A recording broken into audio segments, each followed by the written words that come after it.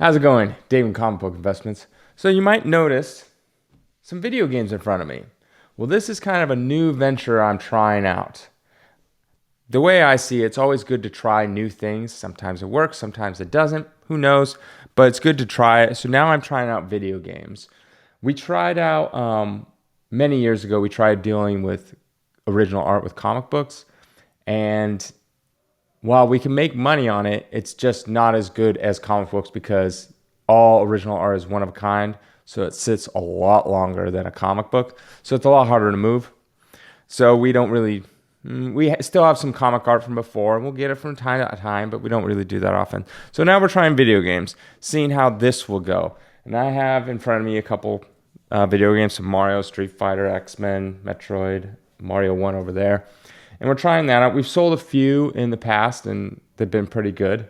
And so now we're just trying to buy more. One of the main issues, though, is Wata, the grading company, takes forever. So long. And they're extremely expensive. You can send, a comic book that say it's valued at around like $500. What is that going to cost you? $40? $30, somewhere in there. You know what it costs you if you don't have a sealed?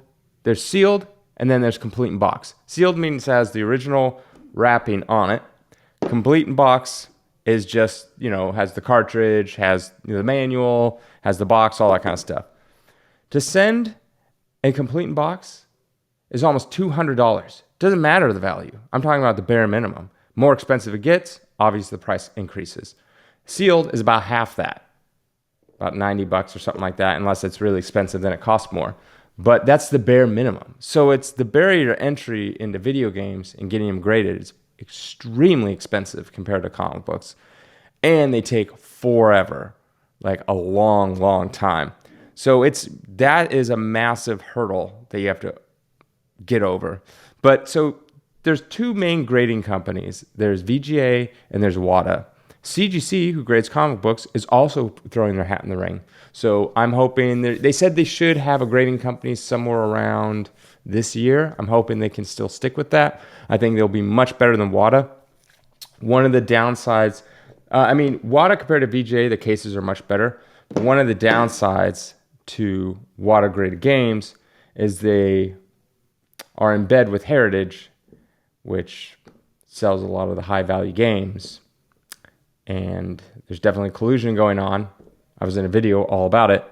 So, yeah, there's that you have to deal with. But other than that, is there a market for this? Yes. Is the market growing? Yes. For retro video game collecting, getting them graded, stuff like that.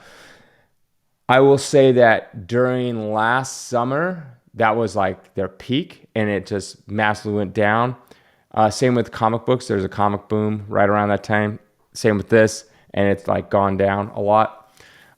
There's still interest in video games, but I think a lot of it has waned since that. But eventually it'll come back around. Well, that's what I think anyways, and that's why we're getting video games now, is I think it'll spike again. I think a world record Pokemon card just sold recently, so that's slowly coming back, all that stuff. And you have to think, people collect that have emotional connections. So people that are in their 30s, 40s, 50s, now that they have money, usually if you go through life, as you get older, your job gets better, you get paid more, you have money, so to speak. So you collect what you had as a kid. And so that's the perfect age for video games. Now people are in their 30s, 40s, and 50s, and they have money. Maybe they didn't have kids, or they only have one kid, or whatever it is. So they're getting video games with their extra income, because that's what they spend their money on. So there's definitely a massive boom with video games compared to what was multiple years ago. And then getting them graded. Like I said, you got the sealed kind, and then you got the complete in box. It ranges, like the difference between sealed and not complete in box. Like, for example, Mario 1 has like 9 different printings, so you have to know what to look for on the Mario 1. But something like this can run you a little under $2,000. That's for a 6.0 complete in box. You can get this Metroid Prime. This is a 9.4. This would probably run you, probably I don't know, I can't remember off the top of my head, anywhere from $500 to $1,000. This is a sealed copy. This is an X-Men Super Nintendo. This is about 7.5. This will run you maybe $1,000 at the most. At the most. This is a complete in-box Mario 3. And there's a couple different printings of this. The way you tell with this one is the brothers that are right here will be on the left-hand side of it. That's the first print. So printings are very important in video games. Remember that, printing. So, this one I believe is the 6th print. That's the 6th print of that. This is the first print of that. This is the 2nd print of this. This is the 2nd printing. So yeah, this is the 2nd printing as well. So printings are very important in video games, similar to comic books, but I think almost maybe even more so, because most comic books, they might have a 2nd printing if they have multiple, sometimes 3rd printings. But with video games, it's very common to have multiple printings.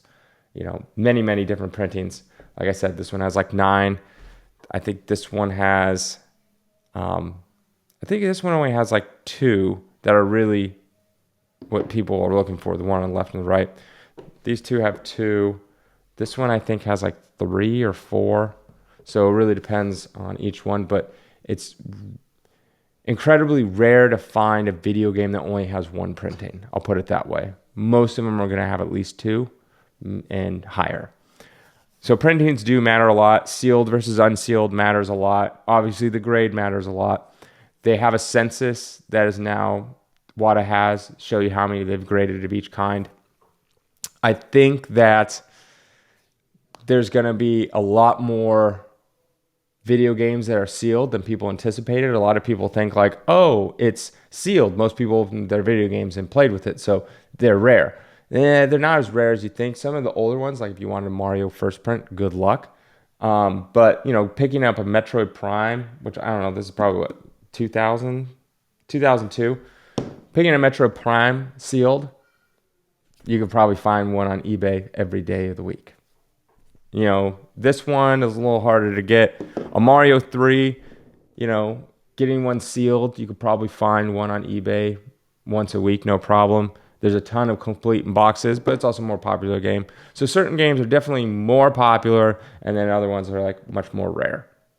Not like they're super rare, but I think as the video game market matures, I think people will find that video games that are sealed that people think, oh, they're super rare, won't be as rare as they thought. But that doesn't mean that you can't, they're not still have, value attached to them, because they will. So yeah, so this is something new that we're trying, see how it works. And basically what it comes down to is, unlike the original art that didn't really work out, the reason why it didn't work out wasn't that we couldn't make money on it, is this because the amount of money that it took and how long it took to get a return on it was forever. So it didn't really work out money-wise, because we only have so much money we can allocate to things. We don't have an unlimited bankroll.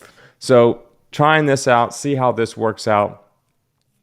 Who knows? We've had some success, but others not. But we've had such a small sample size that we can't. I think we sold a Mario 1. It was either 4th or 5th printing. It was a complete in box. I want to say it was around this. I think it was a 6 or a 6.5. I think we sold for like $3,500 or something like that. We have a Mario 3 sealed as well. I think that's a 9.0. And it was very interesting because the person that wanted it at the time was going to trade us comic books for it, like a Fantasy 448.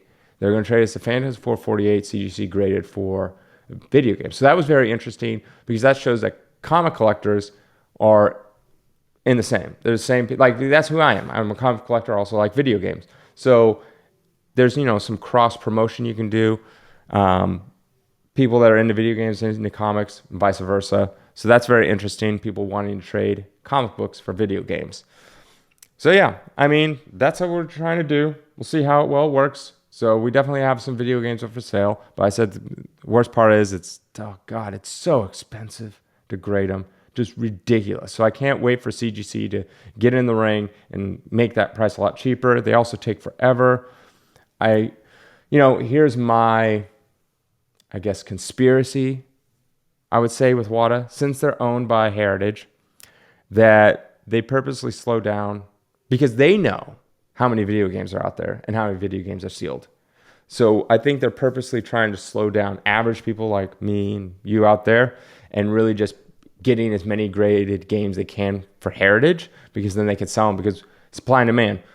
There was a example, there was a Spider-Man Atari game. The first one out of the gate was like a 9.8. It sold for like, I don't know, like 10 grand or something like that. And then like 2 months later, another one popped up on Heritage, also a 9.8. And then that sold for 8. And then another one showed up like a couple months later, and that one sold for 6. And then 5, then 4, then 3. Now they sell like 9.8 sell for like maybe 2 grand. Because what happens, people realize they're not that rare.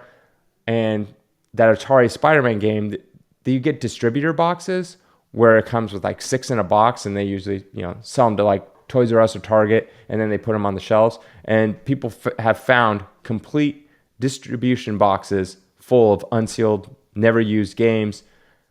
They're all perfect 9.8s. And I've been into video games for a long time. There's people I subscribe to on YouTube. And there's this one video game, I think it's called Stadium Events. It's pretty rare and pretty expensive. But there's a guy on YouTube showing how he had multiple distributor boxes of that game and a bunch of other games. So they're really not as rare as people think. And so that's why I think like Heritage is like slowing down as much as they can of average people to, basically make it their stuff seem more valuable so they can get as much money as fast. But I think that time is like kind of gone. But they still have video games. The stuff they have is usually the cream of the crop. So they won't sell very many video games that are like complete in box, a 7.5. They're not going to really do that. They're going to go for pretty much 9.8s, 9.6s, 9.4 sealed. Very rarely do they sell complete in boxes unless it's like a rare, more expensive game. So this is the kind of stuff that they probably won't see in a Heritage auction. But I know Comic Link is doing it. Comic Connect is doing it. Hakes, everyone's doing it. Getting into video games, because I think there is a market for it. So we're trying it out. We'll see how it goes. Give it like 2 or 3 years. All right. Have a good day.